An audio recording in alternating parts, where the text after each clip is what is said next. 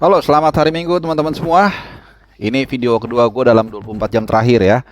Tadi sebelum ini gue posting video soal hasil timnas Indonesia yang menang 3-0 dari Filipina di partai pembuka SEA Games 2023 di Kamboja. Dan juga gue gabungin dengan hasil Roma Milan 1-1. Kali ini gue akan bahas full Liga Inggris. Ya, ada banyak pertandingan yang berlangsung hari Minggu tanggal 30 April. Jadi pertandingan terakhir Liga Inggris di bulan April.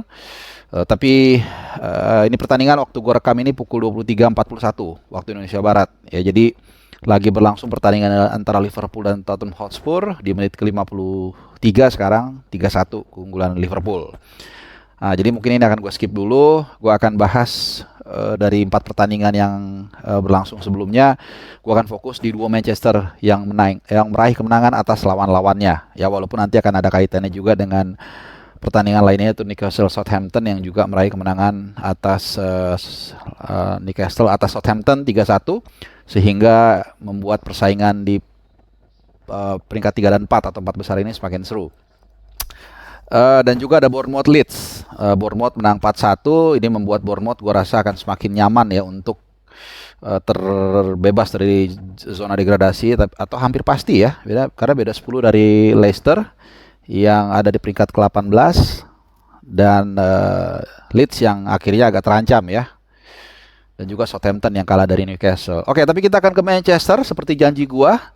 Ada Manchester Biru yang meraih kemenangan agak susah payah ya dengan 2-1 dari Fulham. Ya, jadi ini head to head yang kedua mereka. Di pertandingan pertama menang 4-1. Ketinggalan dulu mereka waktu itu ya 1-0 sebelum akhirnya menang 4-1, dan kali ini mereka unggul 1-0 lebih dulu lewat Erling Haaland. Nah, tapi sebelumnya gue akan menginformasikan lu bagaimana line up yang ditampilkan oleh Guardiola ya. Ini menarik, kenapa? Karena rotasinya nggak terlalu banyak ya, cuman memang dilakukan dua rotasi. Satu, Kevin De Bruyne digantikan oleh Alvarez, kemudian juga Bernardo Silva digantikan oleh Riyad Mahrez. Kalau Kevin De Bruyne digantikan karena tidak fit, jadi mungkin aja bisa dipaksakan dimainkan, tapi Pep nggak mau mengambil resiko. Ya, jadi yang selalu gue katakan berulang kali, rotasi ini patut dilakukan atau harus dilakukan untuk tim seperti City yang bermain di banyak kompetisi, tapi juga nggak bisa terlalu tebal, ya nggak bisa terlalu tipis juga. Jadi harus bisa dia hitung-hitung bisa menang, tapi juga pemainnya juga bisa dapat istirahat sehingga nanti saat dibutuhkan di partai yang penting Kevin De Bruyne bisa pulih ya. Sementara Bernardo Silva hanya dicadangkan untuk rotasi ya supaya nggak terlalu hektik. Dia masuk menit ke-83. Nah, ke pertandingan, jadi pertandingan baru berlangsung berapa? Mungkin sekitar kurang dari 10 menit ya. Bahkan kurang dari 5 menit. Julian Alvarez dijatuhkan dan kemudian penalti buat Erling Haaland.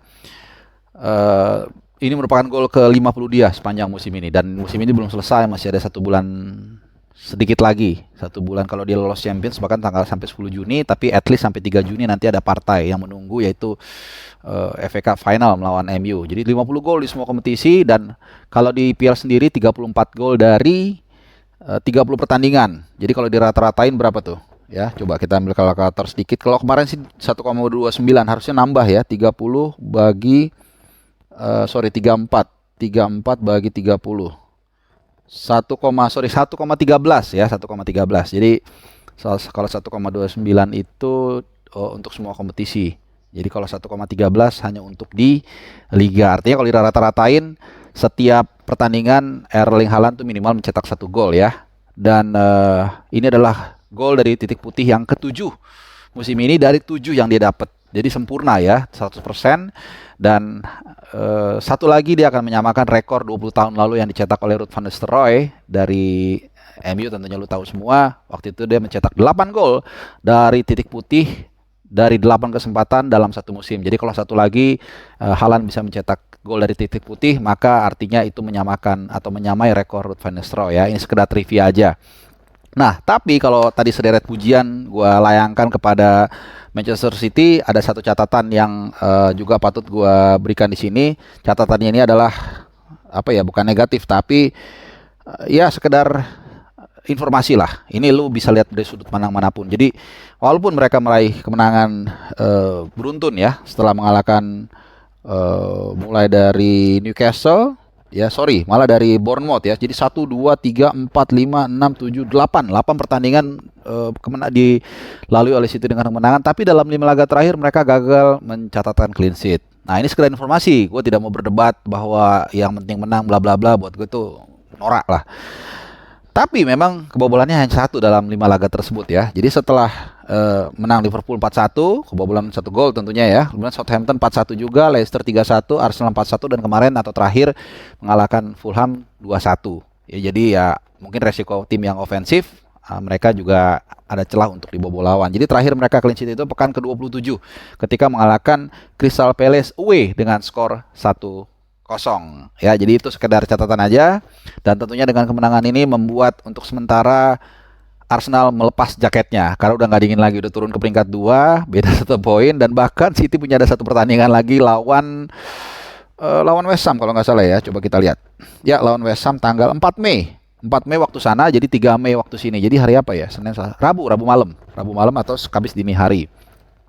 Oke, tadi itu Manchester Biru, kita tinggalkan, selamat buat The Citizens. Sementara di tetangganya United juga menjaga asa untuk finish setinggi mungkin di musim pertamanya Erik ten Hag dengan kemenangan 1-0 melalui gol tunggal dari Bruno Fernandes ya, dan juga assist dari Rashford gitu. Dan ini yang gue bilang tadi, karena di saat yang sama Newcastle juga menang dengan skor 3-1, bahkan tertinggal dulu 1-0. Dan setelah itu mereka bisa membalikan keadaan 3-1 melalui brace dari Wilson ya, dan juga on goal kalau nggak salah dari Theo Walcott ya. Dan kembali ke MU ini kemenangan yang sangat penting tentunya, dan membuat posisi mereka di posisi ketiga dan 4 masih menjadi tetap terjaga ya. Jadi Newcastle 65 poin, United 63.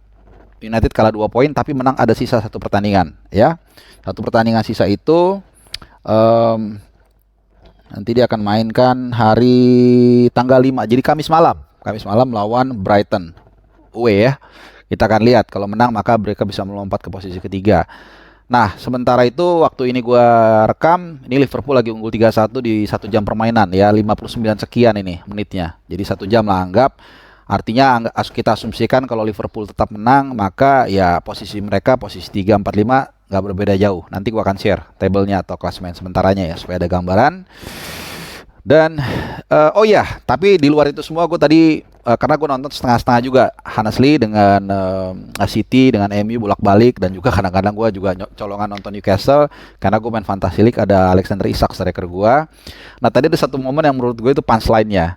Ketika ada serangan, kalau nggak salah serangan balik ya dari kiri Watkins, kemudian ada scrimmage, ada rebound dari salah seorang pemain Aston Villa, gue lupa. Kemudian gawang udah kosong, De Gea udah mati langkah, tapi di situ masih ada Lindelof, kemudian dia clearance dengan kepala, dan itu benar-benar menurut gue satu penyelamatan yang luar biasa ya. Jadi kalau gue salut dengan Guardiola karena kedalaman skuadnya, gue salut dengan Erik ten Hag dengan skuad yang ngepas, tapi dia bisa tetap memaksimalkan para pemainnya, memberikan motivasi entah apa yang dilakukan, tapi pemain seperti Lindelof bisa tampil maksimal ya.